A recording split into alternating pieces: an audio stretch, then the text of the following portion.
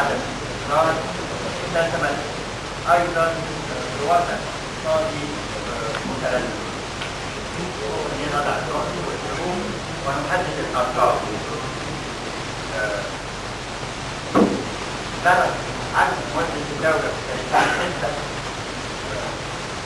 2013 ما يخرج من 240 مليار جنيه، تمثل 13.8% من الناتج المحلي.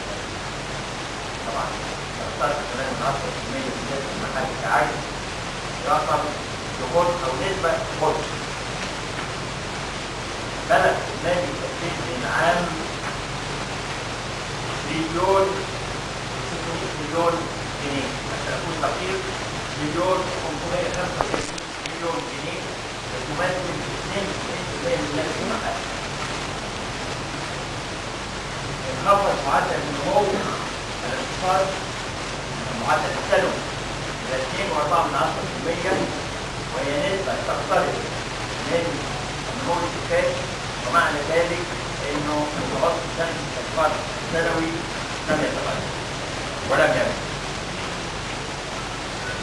معدل البطالة بلغ 13%. العجز في الميزان التجاري خلال السنة المالية المنتهية 30/6/2013 بلغ 212 مليار جنيه، حيث بلغت الصادرات 145 مليار جنيه والواردات 357 مليار جنيه. وبالمناسبة أنا بتكلم عن الميزان التجاري، أنا أحب أصحح رقم نشر في جريدة غطاء يوم الأحد الماضي، جاء فيه إنه لأول مرة في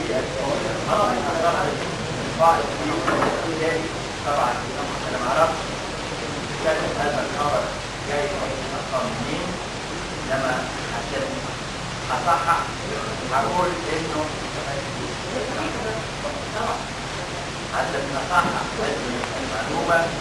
خلال النصف الأول من سنة 2013 يعني من يناير إلى يونيو